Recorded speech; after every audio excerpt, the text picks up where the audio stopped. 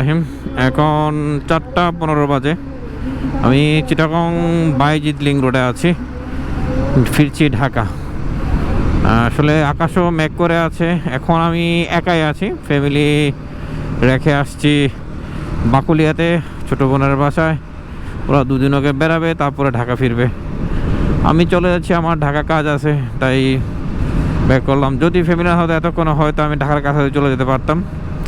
এখন ছোটো বোন বাসায় ঢোকার পরে খাওয়া দাওয়া, একটু রেস্ট নিয়ে তারপর বের দেবে প্রায় 4:30 বেজে গেলাম। আর আসার পর বের হওয়ার পরে মুরাদপুরে একটু জ্যাম পেলাম, সেই জ্যামটা পার হয়ে বাইরে ঢুকতে ঢুকতে প্রায় আধা ঘন্টা লেগে গেল। যাই হোক, এখন আর ইনশাল্লাহ আর জ্যাম হবে না মনে হচ্ছে সামনে, যেহেতু চিটাগং বাইজিৎ লিংক রোড থেকে আমরা সরাসরি হাইওয়েতে উঠবো।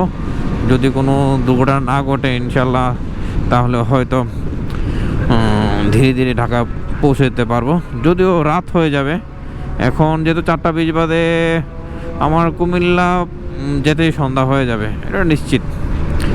কারণ যেহেতু টানা 3-4 দিন ধরে, টানা 4 দিন ধরে, সেই 3 তারিখ থেকে আজকে 6 তারিখ, 4 দিন ধরে বাইকের উপরে আছি। পাহাড়ে, সমুদ্রে, সব জায়গায় বাইকের উপর আছি। এখন হয়তো ওইভাবে টানতে পারবো না, ওইভাবে টানবো না, যদি শরীর হালকা একটু ক্লান্ত। ধীরে সুস্থে যাচ্ছি। 3 তারিখ থেকে পাহাড়ে গেলাম, কোনো আলহামদুলিল্লাহ কোনো বৃষ্টি পাই নাই, কোনো বৃষ্টির সম্মুখীনও হই নাই। কিন্তু আজকে ফেরার পথে আজিজনগর পার হয়ে হালকা বৃষ্টি পেলাম, যেখানে একটু দাঁড়ালাম। তারপরে বৃষ্টি কমার পরে চিটাগং চলে আসছি, এই জন্য সময় লাগছে অনেক। আবার বিভিন্ন জায়গায় দাঁড়িয়েছি। ও ওয়াইফ অনেক দিন পরে লং ড্রাইভে বেরিয়েছিল বাইকে চড়ে। এত বড় লং ড্রাইভ সে কখনো দেয় নাই, যার কারণে একটু সমস্যা, মানে কষ্ট হচ্ছে ওর জন্য। এই জন্য রেস্ট দিয়ে ধরতে ধরতে আসছি এখানে, এই জন্য একটু সময় লেগে গেল। সোলো রাইড থাকলে অথবা যদি একা থাকতাম বাইকের মধ্যে, হতে এত রেস্ট হতো না, আর বাকুলে তো থামতাম না।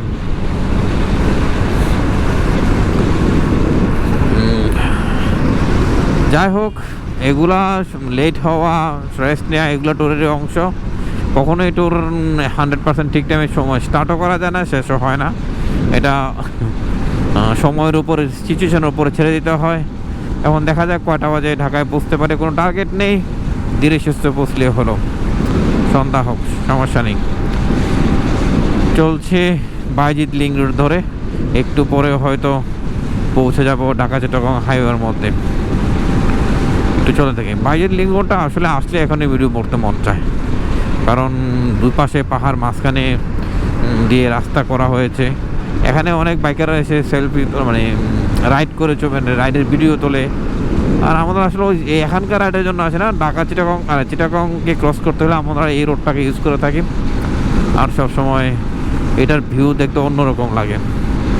অনেক সময় মাঝে মাঝে অনেক, মানে কয়েকবার দাঁড়িয়েছি চা খাওয়ার জন্য বিভিন্ন জায়গায়। এখন আর দাঁড়াবো না, কারণ বাইজিৎ লিংক রোডে যে চায়ের দোকান আছে, আসলে চা অত মজাও না।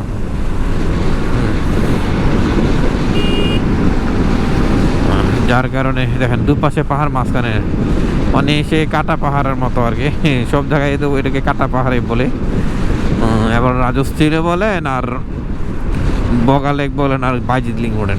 পাহাড় কেটে করা হয়েছে, এই জন্য দুই পাশে পাহাড় কাটা থাকলে কাটা পাহাড় বলা হয় আর কি। এটা একটা জাস্ট চেনার জন্য সহজ উচ্চারণ আর কি, আর কিছু না।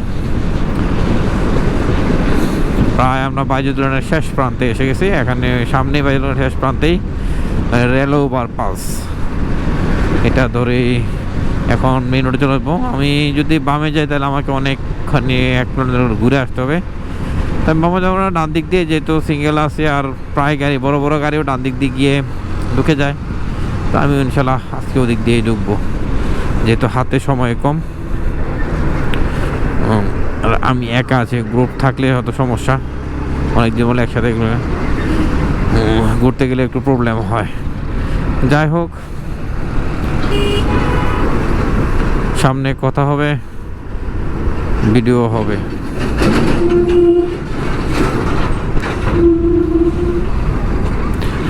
এই